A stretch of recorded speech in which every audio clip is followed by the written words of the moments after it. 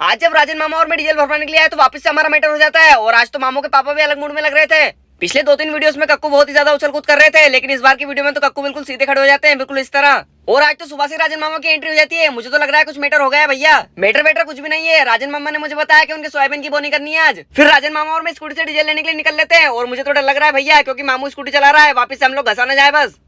Finally भगवान का शुक्र है, जैसे तैसे राजन मामा ने मुझे कल लेवल पहुंचा दिया। फिर हम लोग शांति से बैठकर नाश्ता भी कर लेते हैं। और डीजल भरने वाले चाचा हमारे ऊपर इसलिए भड़क गए थे क्योंकि हम लोग 20 लीटर के कुप्पे लेकर आए हुए थे और हमें मात्र 500 रुपए का डीजल चाहिए था। डीजल भरने वाले चाचा तो बहुत आलसी निकले भैया। और मामू के पापा भी आज तो बहुत गुस्से में लग रहे थे, क्योंकि सारे गांव वालों ने बोनी कंप्लीट कर दी है और उनके खेत में अभी तक बोनी हुई नहीं है। मामू के पापा थोड़ी बहुत डांट वाट सुनने के बाद फिर हम लोग भी उनकी सोयाबीन बोने के लिए निकल लेते हैं। और फिर बचा हमारा घर का सामने वाला खेत, तो इसे भी बोकर फिर हम सोयाबीन की बोनी कंप्लीट कर देते हैं। थोड़ी देर बाद फिर बारिश भी शुरू हो जाती है और मैंने देखा कि हमारी हडम्बा मशीन भी भीग रही थी बेचारी। इसके लिए तो अब मुझे कुछ करना पड़ेगा, चाहे ये लोगों का कितना भी फ्री में काम कर दे, लेकिन इसकी गौर सिर्फ मैं ही कर सकता हूँ, लोग नहीं। और एक बार फिर से फिर मुझे राजन मामा को पकड़ना पड़ता है। और गेहूं के बाद से हमारी मशीन में जो जो कचरा फंसा था उसको साफ करने के लिए हम एक बार उसको चालू कर देख लेते हैं। और हमारी मशीन तो बिल्कुल मक्खन की तरह चल रही थी। फिर अंत में राजन मामा और मैं हमारी ट्रॉली फान लाते हैं। और इस ब्लॉग को फिर मैं यही समाप्त करता हूँ। मिलता हूँ कल आपसे अगले ब्लॉग में। तब तक के लिए मुझे इंस्टा पर सब्सक्राइब कर लेना।